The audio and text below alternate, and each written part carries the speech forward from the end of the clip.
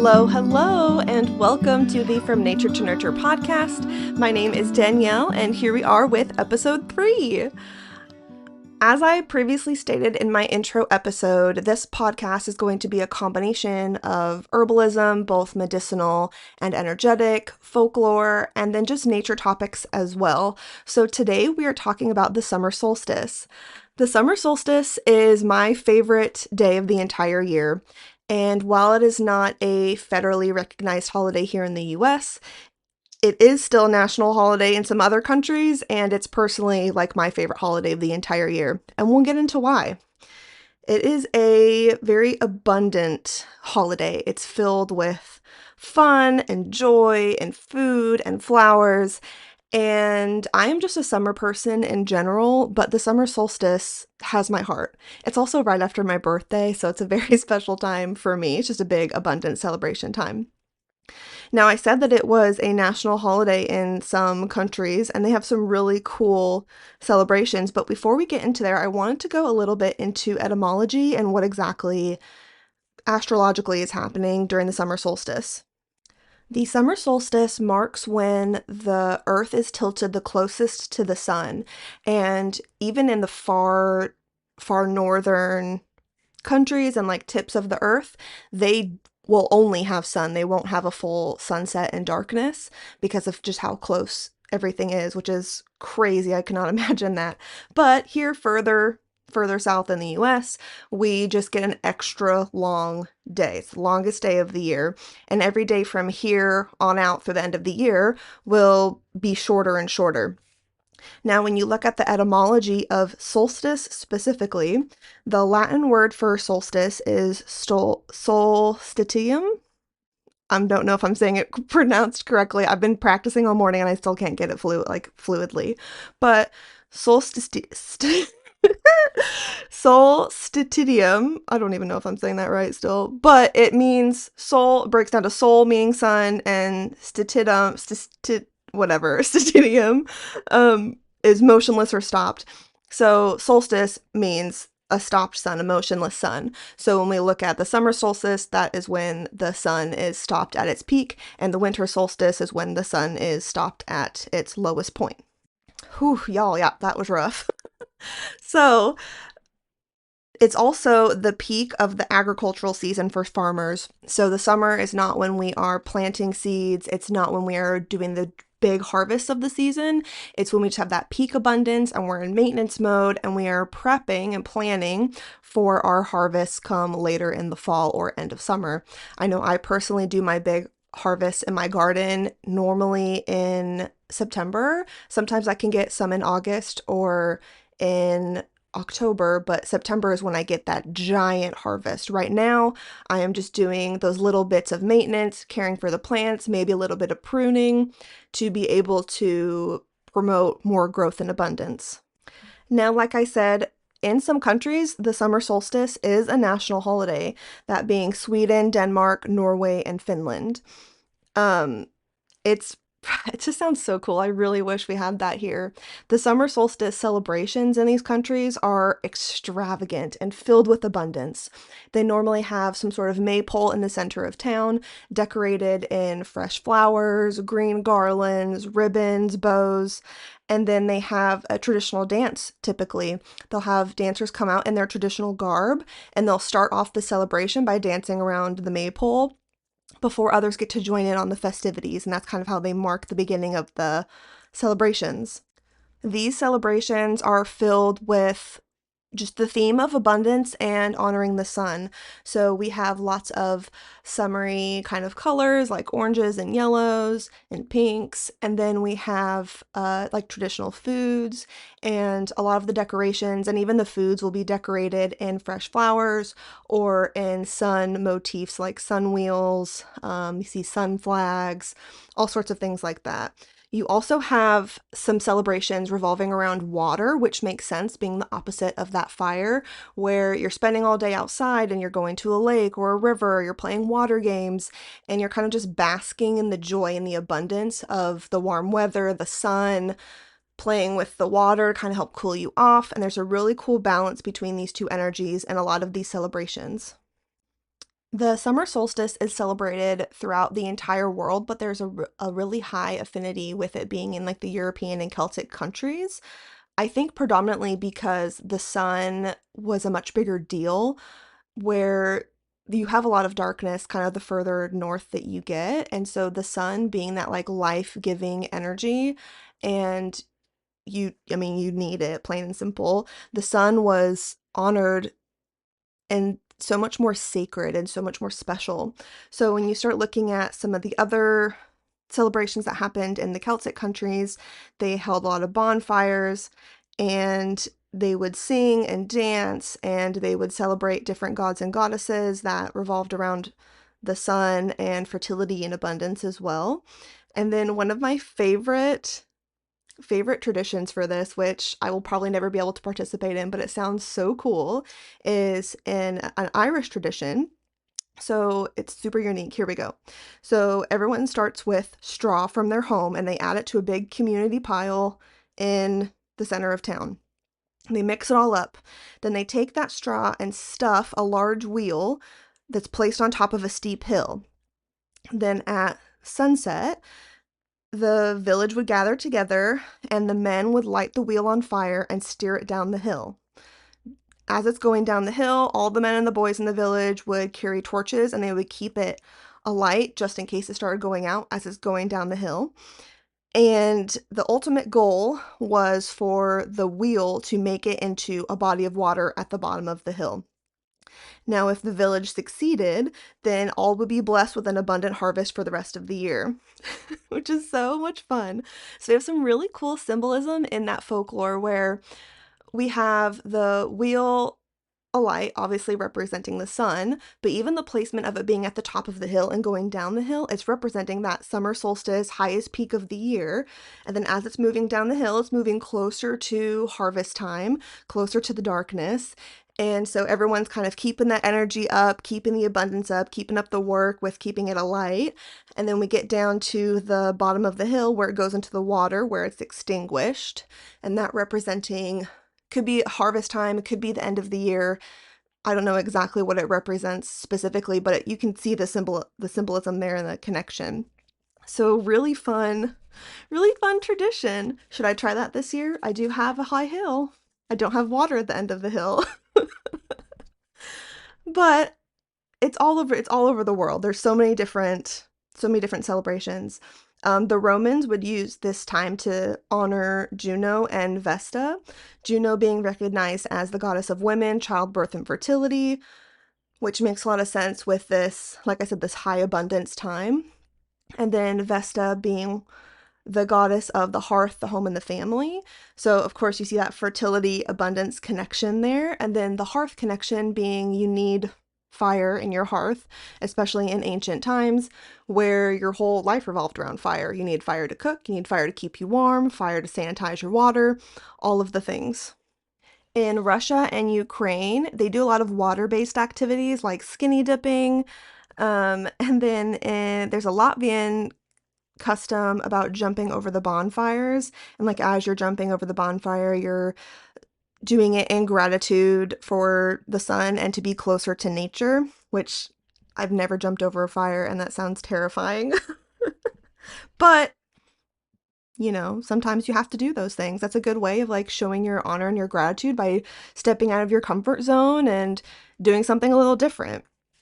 Now, we have a lot of different structures around the world that are also centered around the sun and the summer solstice specifically. So it's believed that the position of the pyramids were set so that the sun would set exactly between them.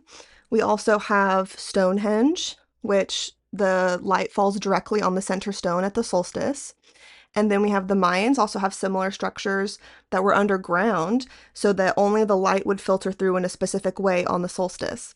Now, a small note about Stonehenge, you can actually live stream the solstice celebration at Stonehenge. So I know a lot of us are not anywhere near there, and honestly, the crowds just sound horrible. But you can kind of still be a part of that ancient tradition through the power of technology.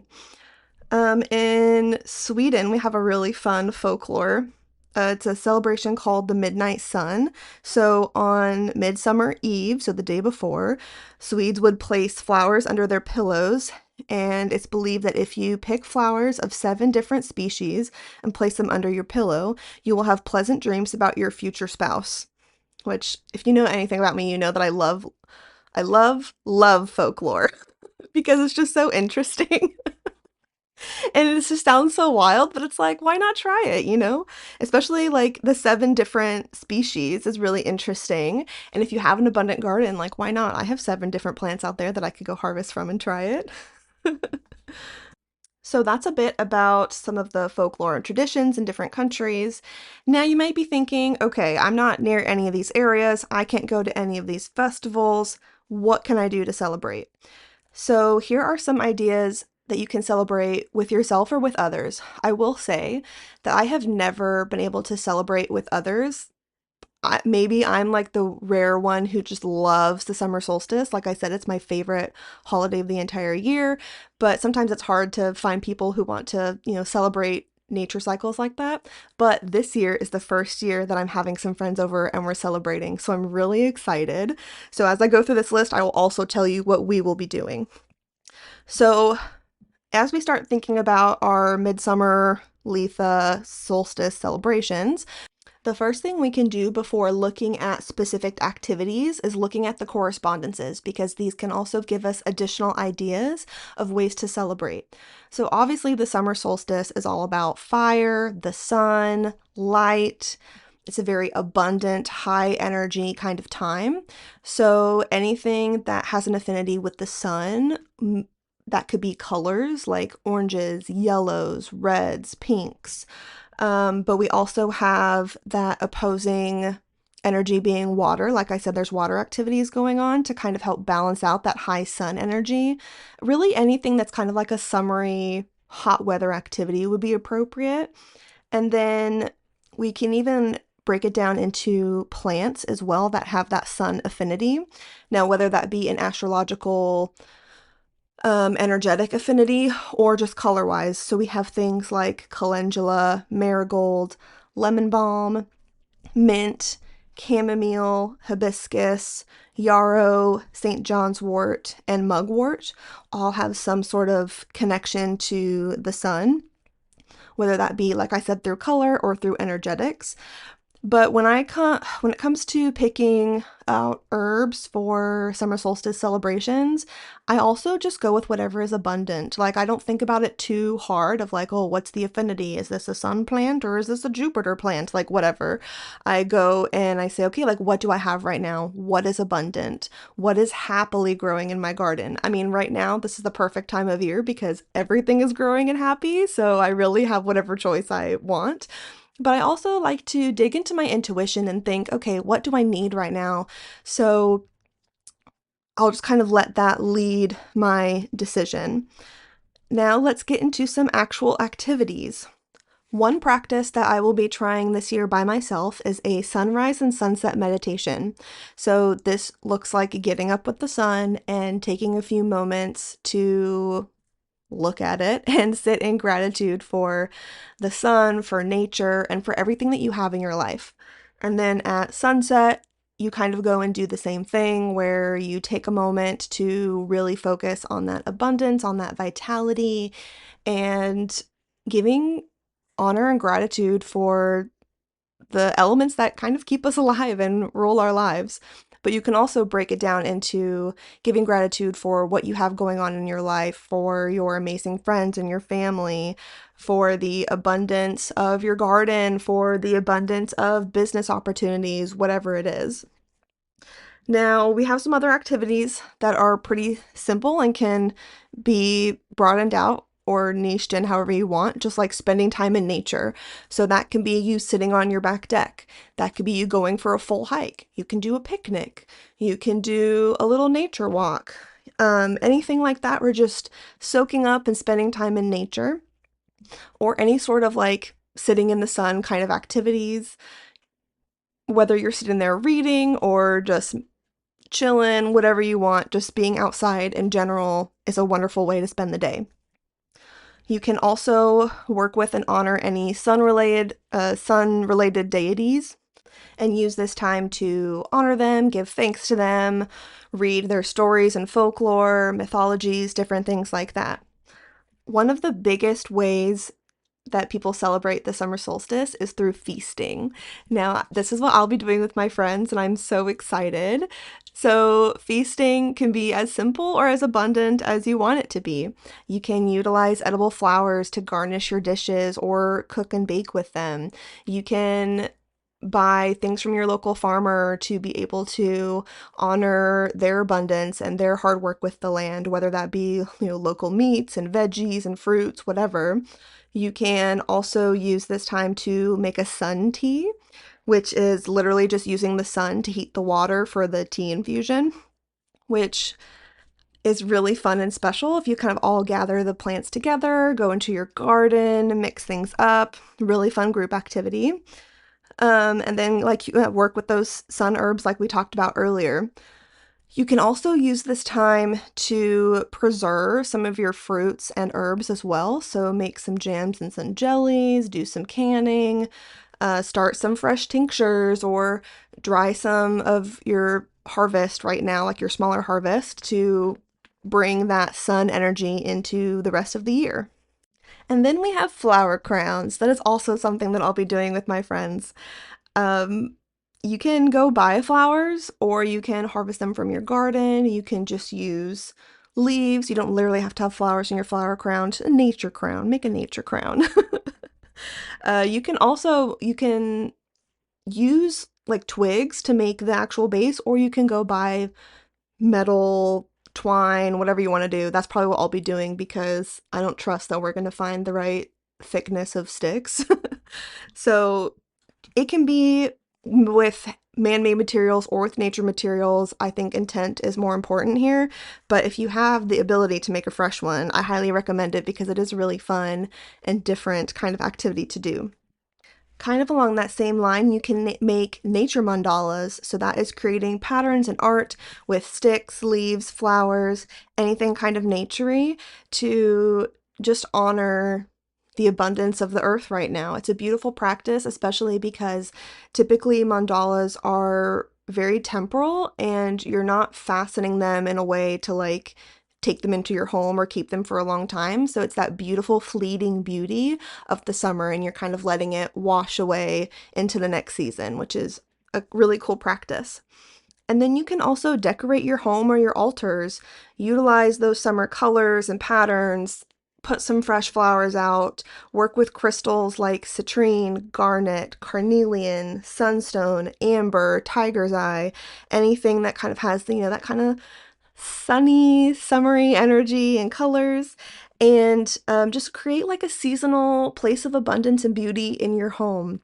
It's really nice to just look at and remember that, we're in that bright, cheery time and to really honor and give gratitude for that because we all know that the summer feels like it goes really fast. So by giving it a little bit more of like a permanent space in your home, you can focus on that and not feel like time is slipping away as quickly. Now, these next two things are practices that I will be doing. So the first one is a prayer tree or branch. Essentially, you write down a mixture of gratitude and wishes, and you attach them with string to a branch or a tree, and you kind of place it in your garden or outdoors.